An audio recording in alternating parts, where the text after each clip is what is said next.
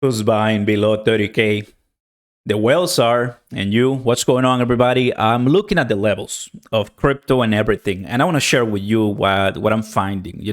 20 plus days, about 22 days, that we broke the 26,000 on Bitcoin, and we've been looking on the 22nd, March 27th, and 28th. We don't go below 26, right? 26 is the full stop. But then passing 29, we don't go above 29. We scratch it, we touch it, but then we go down.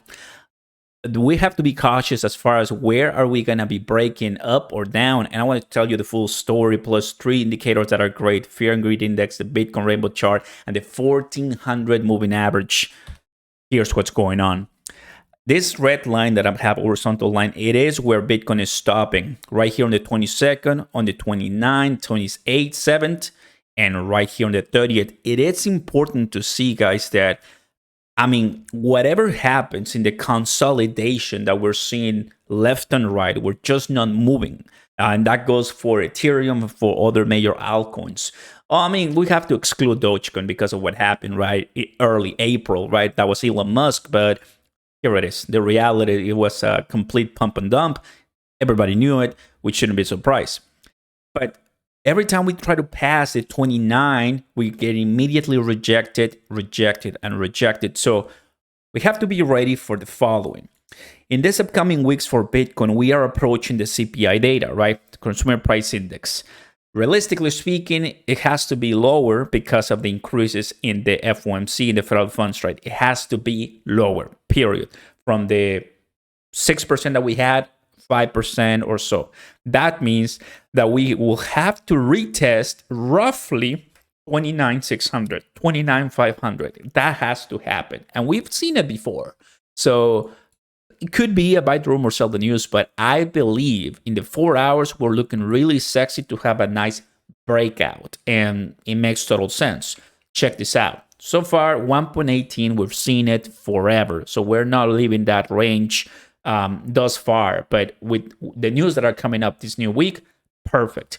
On the 14-day, 1400 moving average, love it. Because this is what's happening. Obviously, we're now way past the moving average. And I'm going to go ahead and focus on here. This was March. Finally, April seems a little bit more bullish than the average. So it means good news overall that people are greedy. Finally, we're starting to see some whales come in. Like I'm saying, Michael Saylor is buying, right? MicroStrategy is buying. Other whales are buying.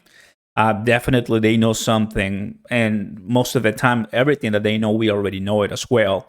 So it's good that when we see them rushing to get more Bitcoin, finally accumulate. Right now they're accumulating. We are not very even close to basically a fire sale, buy zone, or accumulate. So makes me think, well, the worst thing that can happen is we go back to the buy zone. I don't really think we're going to see basically a fire sale, because that was back when there was maximum FUD last year. And thus far, with the trends, with the algorithms, it all points out at a better outcome.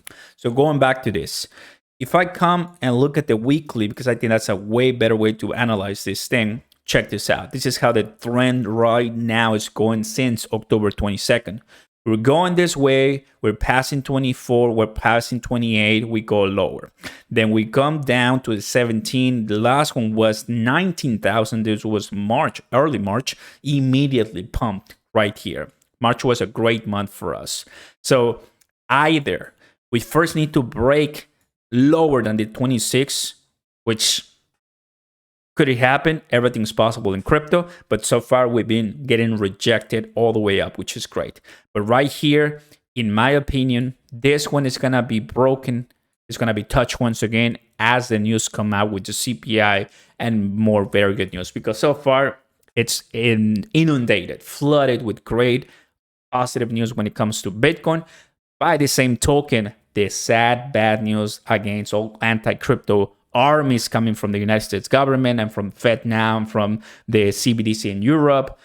Obviously, there's gonna be some battles against, but that's probably one of the reasons, guys, that we're seeing the consolidation that it's everywhere for the last 22 days.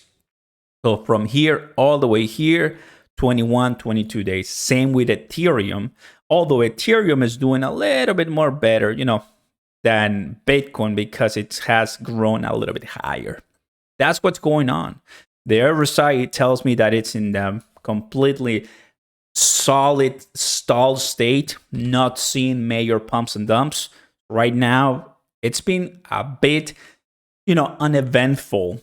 Sometimes it's the best strategy is to get the cheapest prices, but I'm excited. What do you guys think? Let me know in the comments down below. Thank you very much for watching, guys. Like and subscribe. I'll see you next time. Peace.